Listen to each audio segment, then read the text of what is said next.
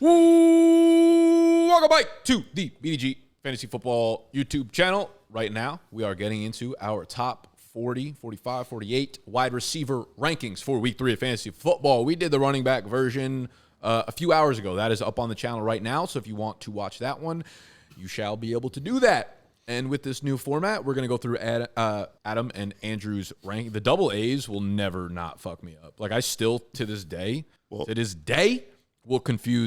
swap names randomly sometimes. Nobody's surprised that you need to go to AA. It's not crazy. He said, what the hell? So we're going to go through the chunks of 12 receivers, and we're going to give both of these guys a chance to debate on the biggest discrepancies, and I, as the judge, jury, and executioner, will award a point to whoever has maybe convinced me to re-rank my guys or, just swayed me in one way or another based on their ranking. Let's rip through the first 12 real quick. We got CD at 1, Amon-Ra St. Brown at 2, Jefferson, Rashee Rice all the way up at 4, shout out, Nico Collins at 5, Jamar Chase at 6, Garrett Wilson at 7, Marv at 8, Devontae Adams at 9, Tyreek Hill at 10, Ayuk at 11, and Olave at 12. Now, I did not expect to see anyone in this tier 8-spot difference. An 8-spot difference is insane, but you have Jamar Chase at 10. You have him all the way up at 2. Yeah. I think both of them are bad, so let's hear it. Oh, well, I don't know how putting him at 10 is bad because what I've seen right now out of this offense in general from Cincinnati does not inspire much confidence. I get that it's Washington, but which one of the receivers that's in the top 10 pretty solidified for me? Am I saying I feel bad about starting this week either?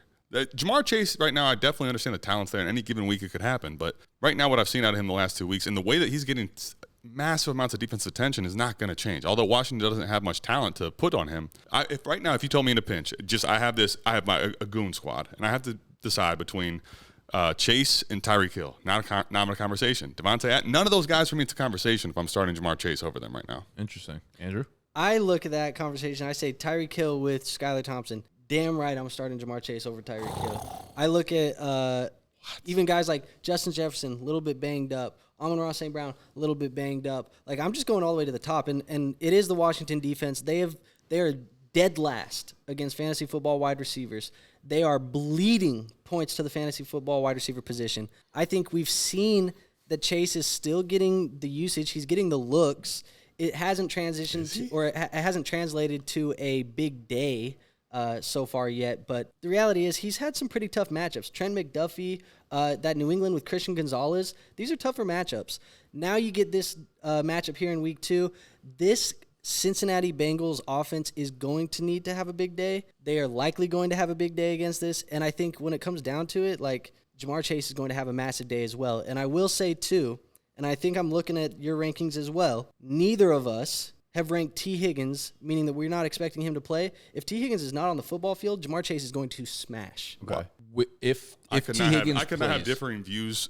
I could not have much further differing views on a lot of those points, honestly. Okay, so Jamar Chase, the matchup itself makes me feel like he's got to be around the wide receiver 5. Like, Washington is that bad against wide receivers. Like, we saw, you want to talk about a dysfunctional offense, like the Giants, Daniel Jones, and we just saw what Malik Neighbors did. That gives me confidence in Jamar Chase. Last week, Kansas City did everything. They completely sold out to stop Jamar Chase, and it worked, but at the detriment of allowing 15 tight end receptions to Sample, Eric All, Mike Gesicki. Like, they had a clear game plan going into that. Joe Burrow's looked a little bit better. I also think there is some warranted, scrutiny to the fact that, this offense just hasn't really clicked yet, and it's not like we can continue to rank Jamar Chase as the number 2 when, Amon-Ra is a little bit banged up, but he gets Arizona. I'm not overthinking Rashee Rice or Nico Collins here. What I will say for having him down at 10, what the fuck has Garrett Wilson done besides catch 4 slants a game? Aaron Rodgers hasn't really shown anything to Garrett Wilson taking shots down the field. You want to talk about a low over-under, a low-scoring offense. Christian Gonzalez, you want to talk about being a tough matchup. That's going to be all Garrett Wilson. New England, what they do is sell out to stop the opposing team's best player. So Wilson hasn't really shown me shit. Tyreek Hill with Skylar Thompson, again, that's another one where I would definitely play Chase over Tyreek Hill. So I'm in the middle of both of y'all, where I would probably have him at 5, maybe 6. Let me just say a couple things here, because I don't want it to go lost. You can definitely scrutinized Garrett Wilson to the point of he's gotten a lot of opportunities. He hasn't. He's gotten 6 and 5 targets the last 2 weeks, guys. They haven't been throwing the football a ton though. So from a percentage, that's a super fair point. I need to make sure some of these points are understood. I'm not telling you that he can't go out and have a big week, but to act like that's not concerning for Jamar Chase, to me, the other thing is if T. Higgins isn't playing, what's clear is the defense is not going to give a shit about anybody else. But they don't have anybody to stop him though. That's my biggest concern. Is like Washington's pass D is so bad that like you think if they literally are like putting shadow coverage and double teaming him, that they're still he's just gonna feast and they're gonna get a ton of targets his way? Yes. Why is that gonna? They might be that bad. But what is inspiring your confidence that that's gonna be the case when we haven't seen him get north of 6 targets in 2 games? Because that's what all these other wide receivers have done against Washington. Well, I'm not talking about any other teams. I'm talking about Joe Burrow and Jamar Chase. It's those two guys. Those guys have as good a chemistry as why do you feel like, because this is not like Marvin Harrison is a rookie, and had we seen him go back-to-back games with 5 targets, I would understand that. But we've seen Jamar Chase, we've seen Joe Burrow and him play together to the point where like you think it's more realistic that he goes 5-6 targets a game going forward, or that he eventually kind of has that bounce back game, and if not against Washington, then when? Well, I agree with when, but I'm still ranking him at 10. I'm not acting like I'm going to fade him. If you have him, you're starting him, period. But I'm not acting like at this point I'm not a little bit concerned with the way Joe Burrow's looked, with his like wrist and arm, how the offense has looked in general. And I just don't know that right now we can say confidently that Jamar Chase should be in a tier of 2 versus any defense. I feel like Joe looked pretty decent last week against Kansas City. I think he shut down a lot of the. I'd agree with that. I think the offense overall though has been like a little bit stacked. They just feel like they've been uninspiring for like 3 or 4 years. Which you don't want to see, but like overall, I feel like the wrist shit. Like we kind of betted that a little bit. In New England, to the New England Garrett Wilson point, to me, it's a kind of a similar conversation. I think New England's been a little bit overplaying their potential, and I think Aaron Rodgers wants to get the ball to Garrett Wilson a ton, and it would not shock me at all if Garrett Wilson had a shit ton of targets this week. Maybe. I just feel like we haven't. But that's the same conversation. Jamar Chase to me is a maybe as well. Fair. But we've seen Joe Burrow and Jamar Chase together before. The only times we've seen Rodgers and Wilson together so far have resulted in 5 target games, 6 target games, 5 catch games. Yeah, that's the difference to me. Where it's like I need to see Rodgers take shots downfield, and they're not going to Garrett Wilson right now. Yeah, well, Rodgers hasn't taken shots downfield yet. That's my concern. Yeah, sure. It's just like this offense is like first down stretch to Breece Hall, second down stretch to Breece Hall, slant to Garrett Wilson. It's like that can work if he catches 8 or 9 slants in a fucking game, but I don't know if I have confidence against the Patriots. Let's talk about T. Higgins, though. From what I've seen, I think he's probably on the more optimistic side of 50-50. Can definitely miss this game. If he plays, let's just say T. Higgins, okay, 90% healthy. He's good to go. What happens with Jamar Chase? Do you feel better about Chase? Yeah, I actually would prefer that for Chase. I think I might agree. Yeah. What about you? You move him down if Higgins plays? Maybe like 2 spots only. Okay. I mean, I think that's huge for this offense overall. Like, yeah, I think they need Higgins. I think the offense does I think T. Higgins just being in there, having a 2 like him that defenses have to even game plan for changes a lot. Yes, sir. All right, let's keep moving down. We rounded out the top 12. I don't want to spend too much time in here. We have Evans at 13, Devonta Smith at 14, Chris Godwin at 15, and don't want to spend too much time in the top 15, but I do think it's worth having the conversation of one of you has Godwin ranked higher, Adam. Andrew, you have Evans ranked higher. So I do think there are teams out there that might need to pick between the two in like their flex spot. Or, if you're in a 2 wide receiver league right, and you're deciding between them 2, whatever, I think this is a good conversation to have. So, Adam, you've got Godwin ranked higher. You've been a Godwin guy pretty much all summer, and you've got Evans ranked higher. I want to hear this conversation out. Yeah, well, it's interesting. I was very in on Godwin a lot of times just because of cost. But I wasn't expecting to have the ranking I have right now and having this conversation this soon, frankly. Yeah. Canales misused Chris Godwin last year, period, point blank. Now, Godwin definitely has looked spotty since the injury a few years back. But here's the thing. We didn't see any rapport with Baker Mayfield and him, and that was kind of the concern. Mm-hmm. Mike Evans, I think, is this play right now to me. What was unbelievable about him last year was he was a volume play and a ceiling play. He gave you all of that. I think right now what I'm seeing from Evans is he still is a ceiling play, but the floor is not nearly as safe. I'm a little bit concerned about his floor week to week, but don't mistake that for him still not being able to have a massive touchdown, long plays and having huge weeks. I just don't think he's going to have nearly as safe of a floor. Yeah, I mean, I think both of these guys, for me, should be considered, when you're plugging them into your lineup this week, both of them should be considered low-end wide receiver ones. We've seen Chris Godwin get this usage over the last 2 weeks that we just didn't see last year. He seems, for me, more so a guy that I might lean over Evans in a full PPR, But in a half PPR where I'm kind of chasing touchdown just a tiny bit more, I do think that Mike Evans is more likely to be the red zone target, be the guy that gets into the end zone. But that being said, there is a little bit for me where I'm a little bit uncertain whether or not Evans or Godwin or maybe a mix of both of these guys is going to see Surtain this weekend. Denver, they play slow. They are first against the wide receiver fantasy football position right now, so they're giving the least amount of points to the wide receiver position. I don't know if it's going to be Godwin and Surtain or if it's Evans and Surtain. That was exactly my next point. My final point is like that to me, the way they're playing Godwin is going to be in the slot. Surtain's not going to be probably going into the slot on Godwin the entire time, I don't imagine. My only thing that I worry is because he's been so heavily involved, do they say, this is what's been working for Tampa, let's take this out? That would be, I think, going too much against the grain when Mike Evans is still a force out there and teams don't want to get away from him. I think Surtain is going to be on Evans a lot more. Yeah, so I'm going to give the Jamar Chase point to you. I'm going to give the Chris Godwin point to you. I think in this matchup in particular, Surtain has been the dude who DK Metcalf, George Pickens, like that's Mike Evans. I think on the outside where Godwin's a 65-70% slot guy, for me, and Godwin's is outproducing Evans right now. The targets are insane. Like the matchup plus what we've seen Godwin do, it would be Godwin over Evans for me in the rankings for sure. So where would you have Evans? Would you still have him top 15, top 20? I believe I had Evans top 15. Yeah, maybe 16. Actually, I might have had him down a little bit further because it feels hard to fade him. Well, for sure. It does, but it was easier for me to do, obviously, at 14. When you go in and you see like what the ECR is for the week, like Evans was in at 6 yesterday when we did this, and I'm like, there is no way I'm doing that with. I think the floor is a little lower than we wanted this year, and I don't love the matchup. Yeah, because even though I'm the high guy, we're both low compared to consensus. Right. Yeah, I think based on the matchup, based on how we've seen Godwin play, Evans to me feels more like a mid to low wide receiver 2 just for this week because you have to sprinkle in the Patrick Surtain magic there. So if he gets the end zone, though, he's still going to smash. For sure. There's a chance he catches a 70-yard touchdown, and then we just look like fucking morons, but that's Evans every single week, which is why you still play him regardless. Right. DJ Moore at 16, Zay Flowers at 17, Malik Neighbors at 18, DK at 19, J-Mo up at 20. So, there's not a real big difference between you guys, but I think he's worth talking about because started from the bottom, now we're here. Right, like he was like the wide receiver 45 in drafts, kind of moved up to like a back end wide receiver 3 last week, and now we're just seeing the involvement be very real. And now they get the Arizona defense, which is another conversation where I was on the right side of the Chris Godwin thing. I was on the wrong side of J-Mo.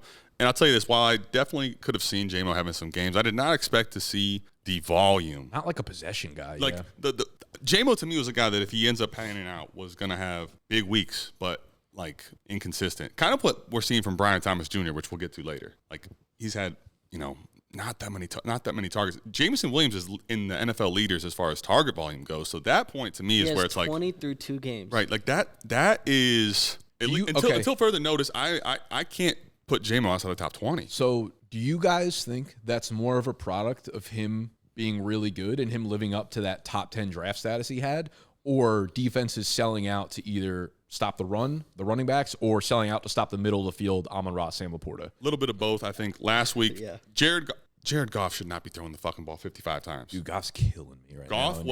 I will say Goff was horrific. 55 pass attempts. He got me like 8 fantasy points. What are you doing? They went 1 for 7 in their red zone attempts.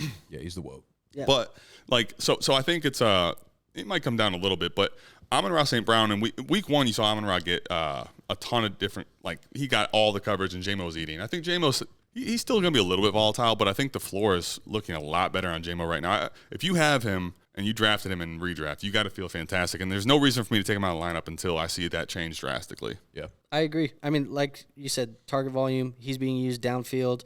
Amon-Ra's a little bit banged up right now, too. A little bit banged up, and you said it for me also, the reason why he's climbed up rankings this week, Arizona defense. High projected game total as well. Should be a lot of scoring. Yep. It will be. We got London at 21, Diggs at 22, Michael Pittman at 23, and Tank Dell at 24. So let's kind of battle that one out right there. We've got Pittman versus Tank Dell, because we've got Pittman for Adam at 25, and you have him at 22. Now, on the flip side, we got Tank Dell at 22 for Adam and 26 for Andrew. So if I'm in a pinch right now and I'm talking about this is definitely a real flex option or debate that you're going to have.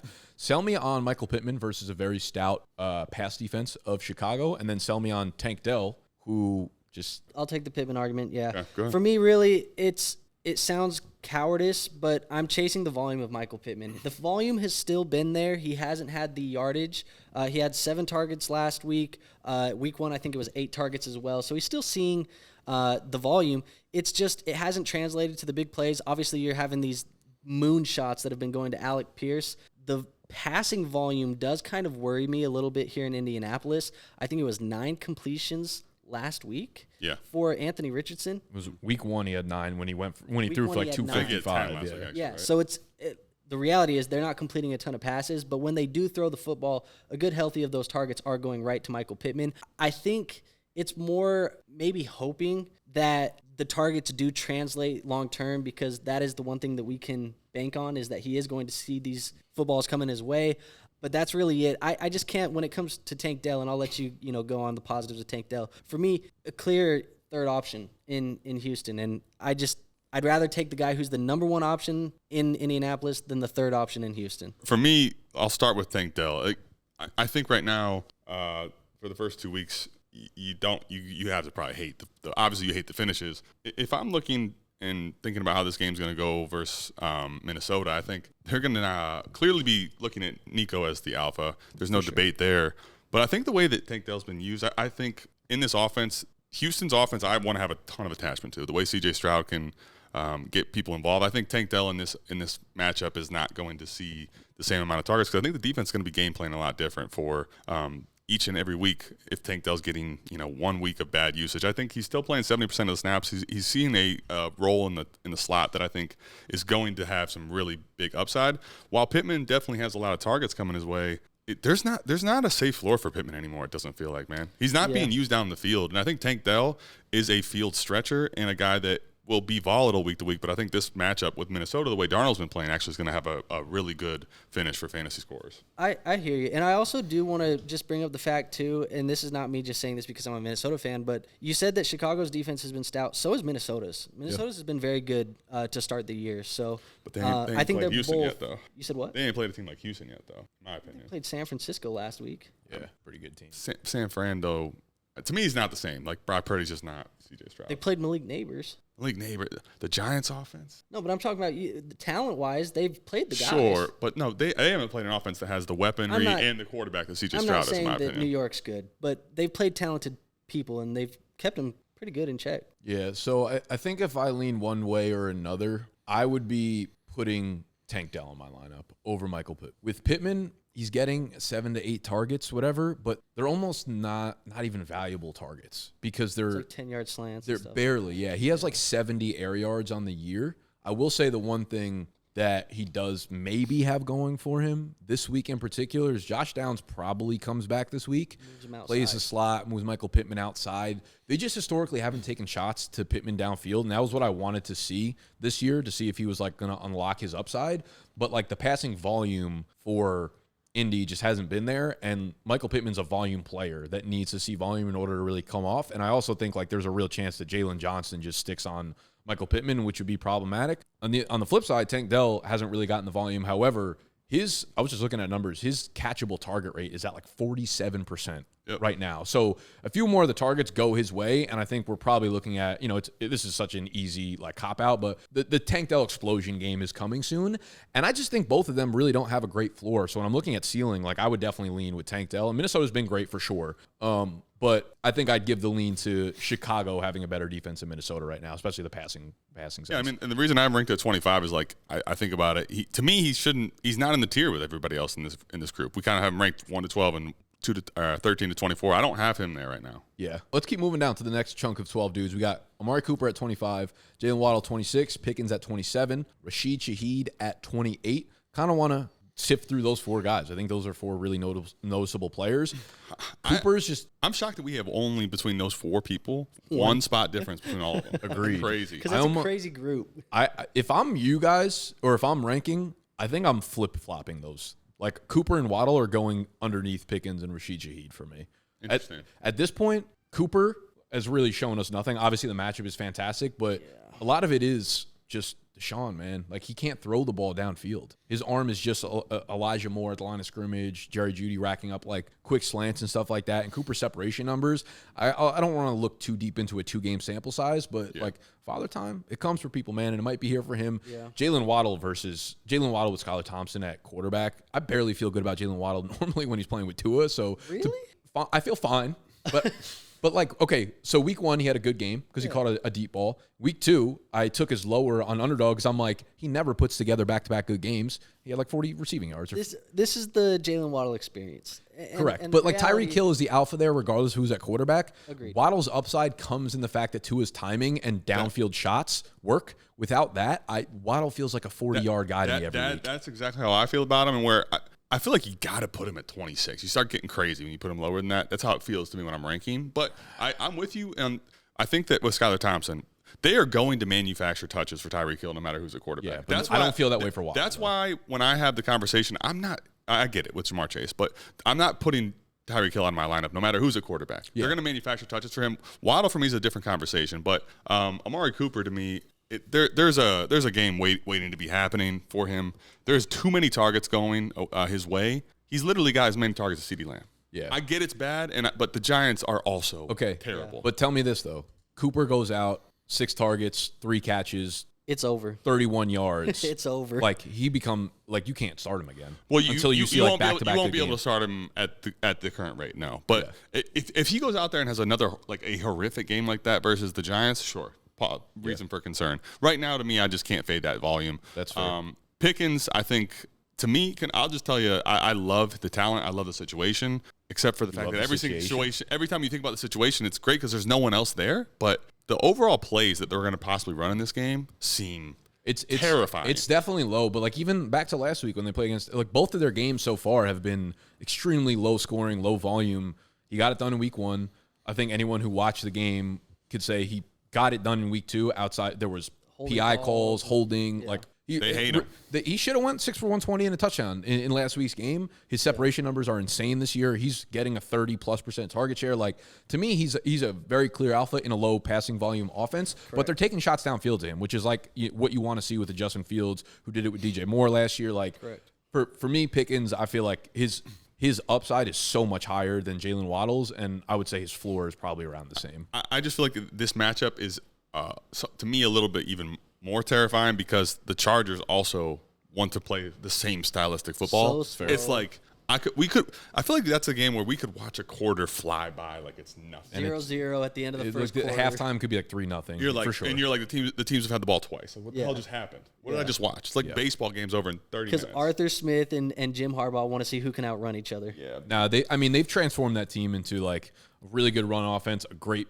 defense overall. So like that definitely gives me pause for concern. But what I'm talking about, like just the actual underlying numbers for Pickens, he's in my lineup this week. I think Rashid Shaheed probably deserves a little bit more respect too, just because until we see otherwise, I think you got to have him in your lineup. I get it, and I feel like I have him pretty high at 28. Maybe you could make the case that it should be higher, but I'll just say the Saints offense has been outperforming itself by a mile right now. I don't want to get too far ahead of myself with Shaheed. He's still not getting a crazy amount of target volume. Have like a 60+ and a 70+ yard touchdown in back-to-back weeks, which that, obviously great if that continues to happen. The probability of that being something you can rely on every single week is probably not high. No. I think also, you look at last week for Olave, to a little bit more involved. He got tackled to the one, could have had a touchdown there too. Like some other things. Like I think this is going to be a good game for the Saints. I think the Saints are going to pass for a lot. It's going to be more of the same for the most part. That Philly defense has been horrible in the passing game. Right. Like we just saw Kirk Cousins dime them up, really no contest. Go. Like the whole Kirk Cousins like seemingly fixed his entire season. It seemed like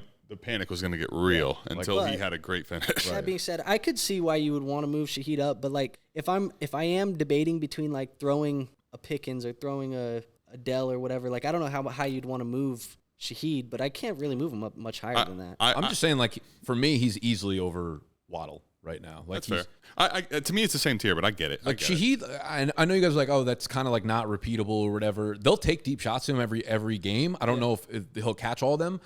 But like maybe his raw targets are a little bit lower, but that's also because the Saints are just whooping on people and Derek Carr is throwing the ball 20 times a game. So in the game that he throws 36, 40 pass attempts, he's probably going to have 8 to 10 targets. They also played Carolina last week. I mean, Yeah. I mean, they're winning games. They're beating up on teams. I'm just saying before week 1, like people with Derek Carr were ready to fade Derek Carr to he's about to retire. Sure. So that's what I'm saying. Like we got to look at the reality of the fucking situation now. Yeah. There was the Rattler conversations before the year even started. I also thought I was sharp as hell having him on my taxi squads. Me too. I guess I'm not as panicked about Skylar Thompson. I don't prefer. Obviously, much rather have Tua, but I'm not panicked about Skylar. Well, I think the other thing to consider here too is like Achane is now like a 20, 25 touch per game guy. So like their game plan might go from in previous years. All right, we got to rely on just like Tyreek and Waddle to make everything happen. So like, okay, let's slow the game down, use our backs, and like. Did you see what Mike McDaniel said too? He said he feels like Achane has earned more touches. Yeah, that's what he feels like, and he already has like a 20% target share in the air. Achane does, so he's already being used. As the wide receiver 2 in this offense. Let's get to real disparity in rankings. Yeah, here. let's go. Calvin Ridley down at 29, JSN down at 30, coming off a big week. Jayden Reed at 31. Khalil Shakir at 32, and then we've got to talk about the rookies and Christian Kirk. Xavier Worthy up at 29 for Andrew, down at 40 for Adam. 11 spot difference. It seems like you've now come back over the dark side. Remember when my fade on Worthy was crazy after week 1? I lost this argument before it even started just because it's Xavier Worthy. No, that's not fair. I've been objective. I think I have Worthy at like 30. I think I actually have him in the middle here at like 33 when I did my rankings this week. So I'm completely in the middle here. I don't have like a strong bias or take one way or another, but it seems like you guys kind of do. I'll start with Worthy. I think the loss of Pacheco, positive for Worthy. Obviously, they're going to lean a little bit more into a pass-heavy offense. I think we've already seen them get creative and try and use Xavier Worthy in rushing situations before. They try and manufacture touches in the rushing game. I think there's a chance that they lean on the talent of Worthy a little bit more now that Pacheco's out of the lineup. Also, just being this matchup against Atlanta, you do have the fact that A.J. Terrell is most likely going to be on Rice. The second corner for you guys, I don't really remember who that is, but it's like it's no one you need to worry about. Not that great. So I think anytime you have Xavier Worthy, on the football field, there's big playability. This matchup, it should have some chance for some fireworks, and I also do think that with Pacheco out, you have more opportunity for Worthy. Go. Sure. I mean, I would hope so. I think the upside you saw in week 1 just because you can take any play to the house. Yep. I just don't know right now. Let's say it goes up. What does that look like? I mean, percentage-wise, if he got another touch, that would be like adding 20% opportunity to his plate. This guy's gotten 4 targets and 3 targets in the last 2 weeks. I mean, like, there's not a lot. To me, it's like, okay, you're shooting for the moon, but you could be putting in almost a 0 in your lineup. So it's when I put him at 40, it's not to be disrespectful. It's to say, like, let's be real about the situation. Last week, he was wide receiver 70. Like, there is when you talk about boom bust, it could not be a bigger boom bust play in Xavier Worthy. I agree. I think when you're in this range, though, we're looking at guys that you can plug into your flex. When I'm looking at guys I can plug into my flex, I want upside. Xavier Worthy is the ultimate upside smash type of play. But here's my thing. Brian Thomas Jr. is not upside? No, he is. And that's what I'm saying. Like, it's not – when I stop upside, like, okay, yeah, we get to Terry McLaurin. Okay, you got me. And we're out of upside. We have run out of upside. I got to rank him ahead there. I don't – of course, Xavier Worthy is one of the highest upside plays you could have, but I feel like other guys have upside too that are in the top 40 for me. It's not like he's going up against guys that have 0 upside as well. Yeah, they have a better floor though too. I think for me, when I'm looking at chasing the upside, you have guys like, let's just say Jayden Reed with Malik Willis. I'd rather go. You don't think there's upside there? I'd rather go Worthy and BTJ this week than have Malik Willis, Jayden Reed. I love Jayden Reed. If there's a single receiver for Green Bay that I feel good about, is Jayden Reed. Get him the ball quickly. That's what Malik Willis is going to do. But like, it didn't really happen last week. That didn't work last week. But just 1 week now, and we're saying you don't want to play him at all. Not with Malik Willis. But did it work for Worthy last week? That's not the conversation we're having, though. It is the conversation. Jayden Reed, I'm saying. What I'm saying in general, and that everybody, please hear me on this. Just because Malik Willis has played 1 game with Jayden Reed, that is not a sample size that I think is guaranteed to say that he should be sitting. But I think any pass catcher with Malik Willis is But I don't think Jayden Reed is outside of conversation to have target volume that's real, like a good floor. No. I don't disagree, but I also think like the matchup was phenomenal. They're going to against Indy. It's way harder against Tennessee this week. Malik Willis still threw for like 140 yards. They're gonna ride Josh Jacobs again for sure. Like that's going to be their game plan. I don't think it's going to work as well this time around, but and I didn't want to pick out Reed specifically, but we could even like Khalil Shakir or guys like that. Like when I'm shooting the upside, I feel like Reed, Shakir, they might give you Reed's definitely the Green Bay play for sure. This feeling of a safe floor, but I don't think those guys possess the ceiling Worthy or BTJ have, I both have 29 and 30. Khalil Shakir, you could maybe say doesn't. I think just in that Buffalo offense in general, I think he has a higher upside than maybe we've seen for 2 weeks. We've only seen 2 weeks, but if you think Jayden Reed doesn't have upside, to me, I question how that's possible. Like Jayden Reed to me has a ton of upside. Anytime you get on the ball, he has upside. I feel like I love Xavier Worthy, but if we watched Week 1 and didn't think that if we don't think Jayden Reed has upside on any given touch, man, that guy has. But that's the same thing with Worthy, except you're attached to a quarterback that can probably throw for 350 yards. Sure, whereas Malik Willis is going to throw for half that, maybe. Okay, but I understand that. But tell me how. I don't know if you do. I clearly. I think you're right because to me, Xavier. If he had Jordan Love, this wouldn't be an argument. But Malik Willis can't throw for more than 140 yards. But Jayden Reed is not guaranteed to get. Right now, I have not seen anywhere near the volume for Xavier Worthy to tell me there's a safe floor. I think Jayden Reed has very good volume coming his way. We're not arguing the floor. You said if you want to talk about upside, it's Jayden Reed. I couldn't disagree more. Jayden Reed with Malik Willis. Jayden Reed had 2 targets last week. Right. Okay. You just said that the floor of Xavier Worthy's the same. Jayden Reed's floor is so much higher, but he just got 2 targets. That's 1 week. Jayden Reed doesn't. So you tell me Jayden Reed. I'm saying we're talking about on a weekly basis, on a weekly floor. I'm not willing to say Jayden. Worthy had 4 targets, double the targets last week. Okay, you're telling. I'm not willing. What I'm basically saying, and I don't know if this. It obviously doesn't make sense to you. However, I'm not willing to say that 1 week with Malik Willis means that his floor with him is two targets. That's literally his floor because we just saw it. I'm not saying that that's likely to happen over again, but you're saying that his floor is way higher than Worthy's when we just saw Jayden Reed's floor be 2 targets. I love Jayden Reed season long. This week, he's a guy that I really don't know if I'm comfortable putting in a lineup. I guess I'm equally and more so uncomfortable putting Xavier Worthy in my lineup. That's fair. They're both uncomfortable players to have in your lineup. I didn't mean to turn it into a Jayden Reed conversation. These are real conversations. Just because someone had 2 targets last week, please don't fade them because of that and act like Malik Willis is going to be a problem for Jayden Reed every single week. Jayden Reed's a guy that can and has shown me the ability to earn more targets than 2. Xavier Worthy hasn't earned more than 4. My opinion on the argument that you're making here is you said Jayden Reed, please don't fade him because he had a low amount of targets. He has the ability, he has the talent to do it any given week. Does Worthy not have the exact same thing in a better matchup this week with a better quarterback? I don't think anyone's arguing. Reed's more talented. He's a much better all-around receiver, I think, than Worthy is. I would agree. But I wouldn't say much more talented, but I would say he's more talented. Okay, I think he's a much better route runner, which typically earns more targets. To me, it's just attaching Malik to Jayden Reed is an absolute deal breaker for me in the passing game. Yeah. That's the only problem here. We didn't even talk about Brian Thomas, but he's working downfield exclusively in this offense, and he's looking good in it as well. I think he's a player that we can feel comfortable throwing into starting lineups right now. Yeah, I mean Buffalo's they're obviously traveling up to Buffalo. That's a really tough environment to play in. And their defense has been playing lights out, and their offense dictates. Should be a good game script for Trevor Lawrence to keep throwing the football throughout. Maybe.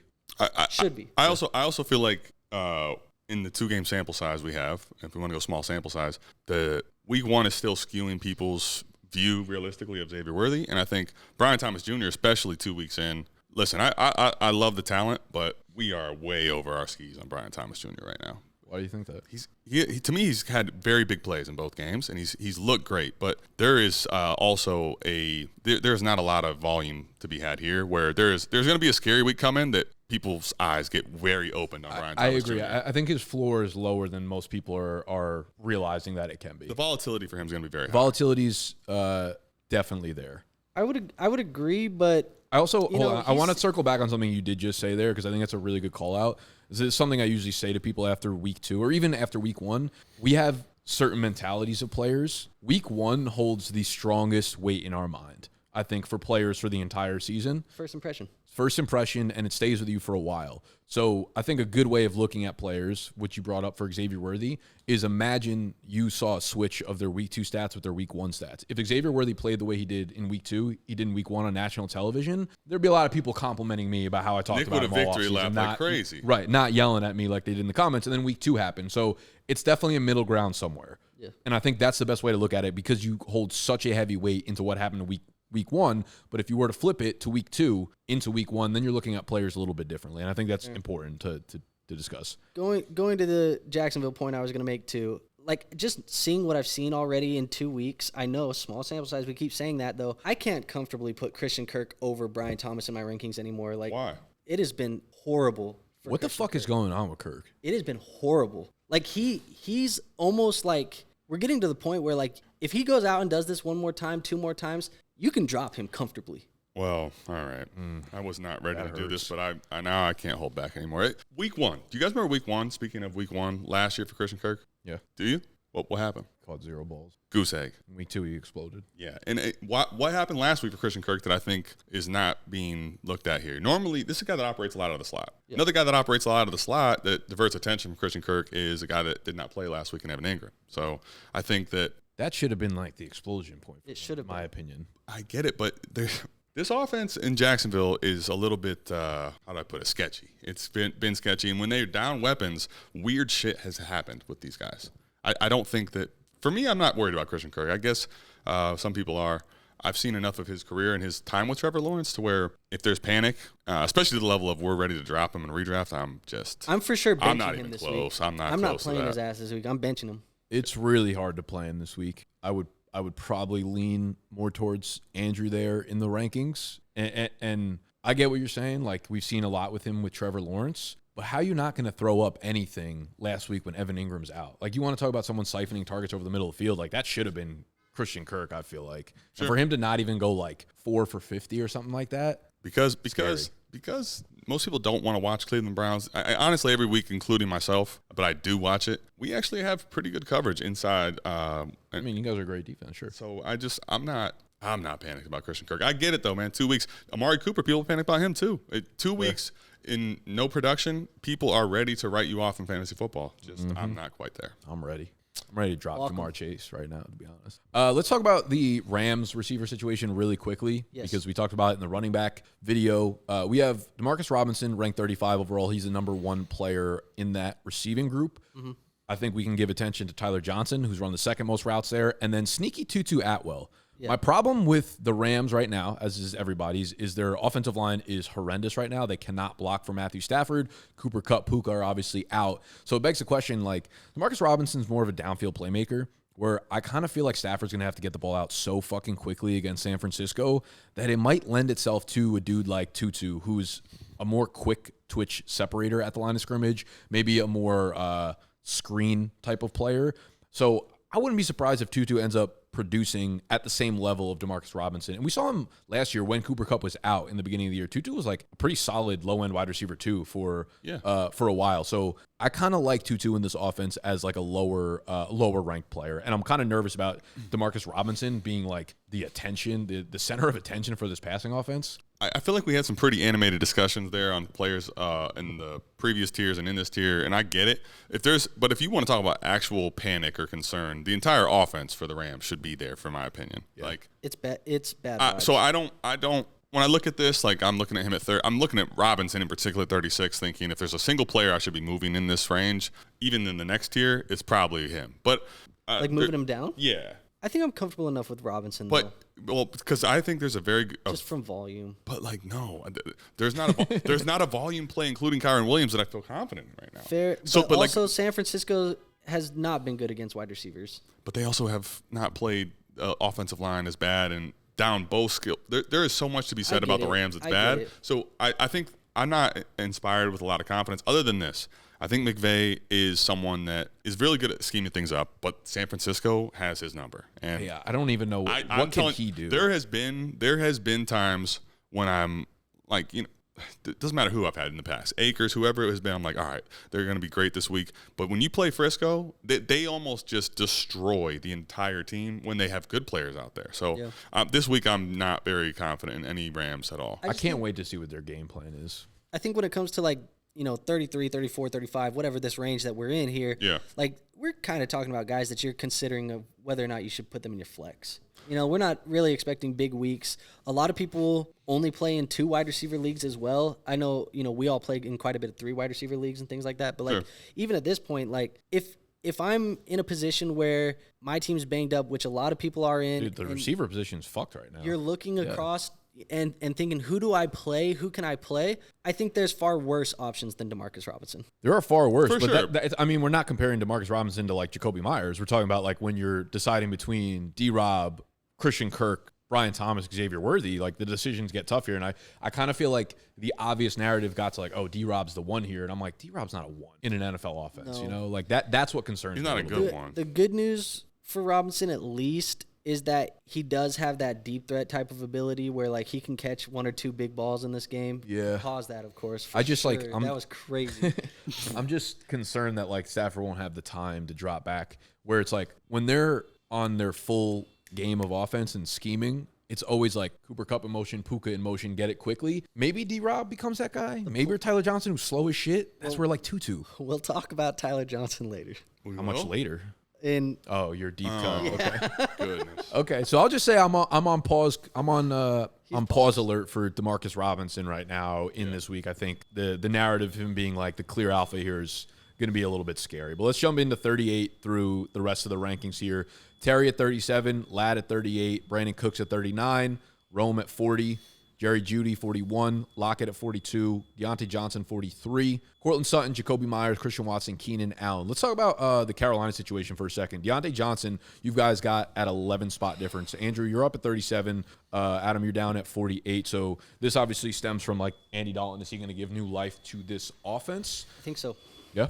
I think so. The last time he was under center for them, he threw for 350 yards. So, big difference from what Bryce Young. That's not going to be the norm for Andy Dalton, but big difference from what this offense had looked like with Bryce Young. I think, being a veteran quarterback, he's going to lean on his guys a little bit more. I think this offense is going to improve, and not the that Dalton-Thielen connection is going to be real this week. Not that it's going to be, a lead or anything, but if you have Deontay Johnson on your fantasy team, we can breathe a sigh of relief because there's sign of life, I think, here this week. No. This was best case. Somebody clip that. That's if you're a Deontay Johnson owner, this was the only thing that could possibly help you out right now. Oh, no. Yeah, clip that. Don't clip when I said he'll catch 2 big balls. Don't do that. Mm-hmm. I mean, I don't know. I think at this point, to me, Deontay Johnson in this offense was, if there was upside to be had with Bryce Young and it takes a step forward, that's going to be where his upside lies. At this point now, I feel like I have to convince myself that there's a floor play worth it. And I don't still feel any confidence in that he's even a floor play. So that's where, to me, there's enough receivers out there that I can talk myself into having some upside. Right now, I genuinely don't know if it exists in Carolina at all. And if it does, I also don't know if it's for sure going to be Deontay. Yeah, I mean, this whole tier of guys, 37 to 47, these are guys that are you do not feel good if you have to throw them in your lineup for the most part. But I think Deontay Johnson, I don't know why. I just feel with Andy Dalton under center, I feel like I can rely on at least, the PPR upside here this week. You feel that way because it is impossible to be worse than what it's been with Bryce Young for 2 weeks. For sure. I mean, it's not – yeah, it's bad. But, I don't know. To me, guys in the same range, Jerry Jeudy has been surprisingly decent. Part of it's been, I think, Amari Cooper's lack of involvement. Yeah, play at this point. But Jerry Jeudy in this offense is gross, but he's been pretty solid. I still think Rome has better days ahead as soon as this coming up week. I think Keenan Allen, if he plays this week, will help the entire offense. For sure. I didn't rank Keenan Allen because I don't know if he's playing this week. Sure. That's really the only reason why he's not in my rankings. Obviously, if he plays, he'll most likely be – he will be in my top 47. What would you put him at?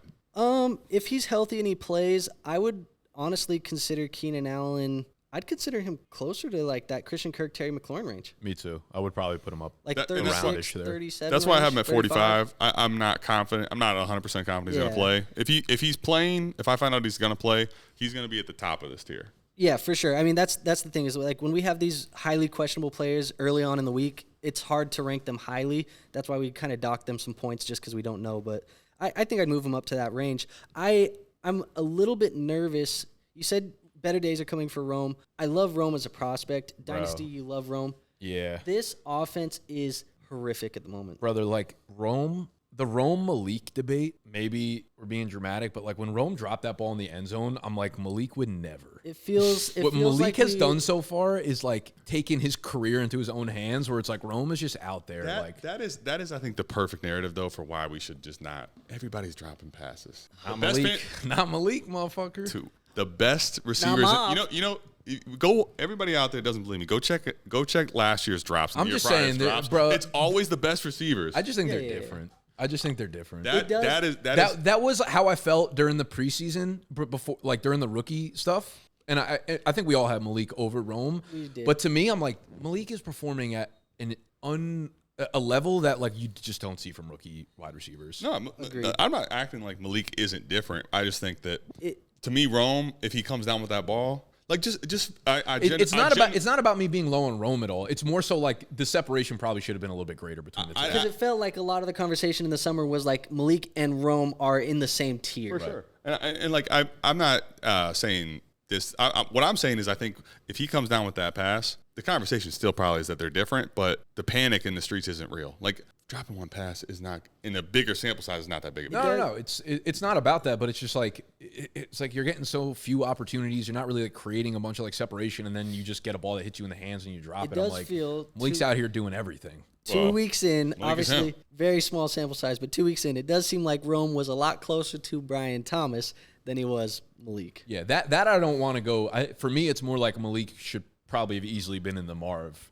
tier most. Dude, imagine Malik went to L.A. instead of New York, and he was getting past from her. I want to give more. Are they still going to pass that? Or more context if we only go on very small sample sizes. We don't need to go on a whole tangent. Malik was the only receiver that didn't have panic after week 1. People were not feeling very good about Marv. The Marv panic was nuts. I'm just saying. Absolutely. I'm just saying ridiculous. At this point, like I get it. I'm not putting Rome in some crazy high tier. I'm not acting like he's a great redraft play, but I also think that I think it might be the panic might be a little overblown. I'm literally saying I'm not panicking at all. I'm just saying Malik probably should have been like up. I had somebody in my comments. You're wanting to go to Malik, and I get it, and I think we all have him towards God tier right now. He should be. Yeah. I had someone in my comment section cussing me out after week 1 because I told them to trade for Marvin Harrison Jr. and they were upset. See, but that's another. Marvin. That shit's like straw man argument. Still, I feel like just people that I'm like I don't want to waste my time and energy like talking about that shit. It's insane. Yeah, it's like people are just they're dumb as fuck. He ran 16 miles an hour. Did you know that? All right, let's move to the deep cuts of wide receivers.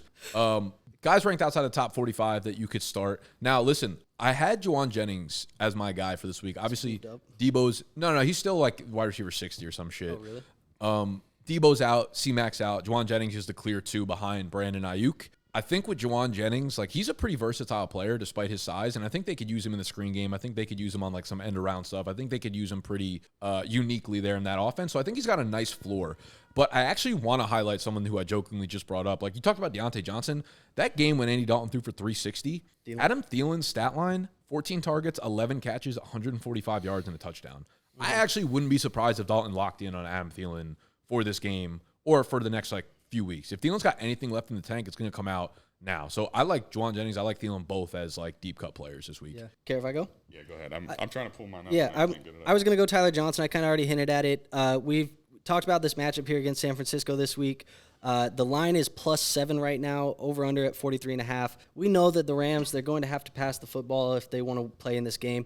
Right now, San Francisco is ranked 30th against wide receivers in fantasy football. Over the last 2 weeks, keep in mind that was with both Cooper Kupp and or Nakua on the field at times as well. Tyler Johnson still has about a 13.5% target share. That's only going to go up. I think they're going to have to rely on him. It's not going to feel comfortable to throw him into your lineups, but week 1, he finished as the wide receiver 27 on the week. I think that's in the range of outcomes here. Not that it's going to be expected, but you're looking for somebody in a pinch. I guarantee Tyler Johnson might be on your waivers, and you can pick him up and play him most likely. Yeah, that's probably true. My Good point. Thanks, dude. I mean, yeah, he's on the wire for sure.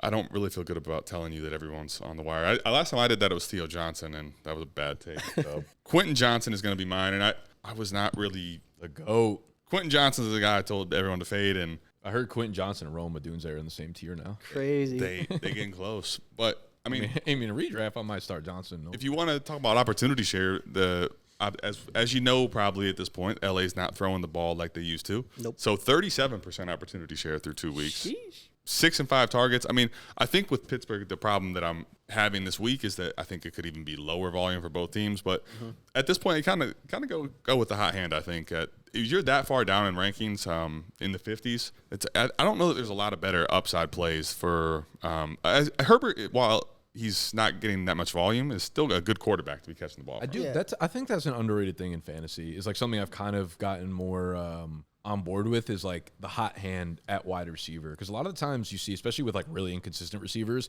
you see them have good stretches of the season and then fade away. Yeah. Adam Thielen last year, both with Tutu and DeMarcus Robinson, both had 4 or 5 week spans. Like that happens often where a lot of receivers can't maintain that play for a long time, but they're like so part of the game plan for like a month period. And we could see that for Quentin Johnson. Right And now. I feel like, especially when you start taking away volume from a quarterback like Herbert, like there's a lot to be said, I think, in sports about chemistry. And when you are having a good chemistry with a receiver like that, in moments of need, you're going to be looking for Quentin Johnson. So you're going to be throwing the ball his way, we hope. Hey, there ain't many other options out there.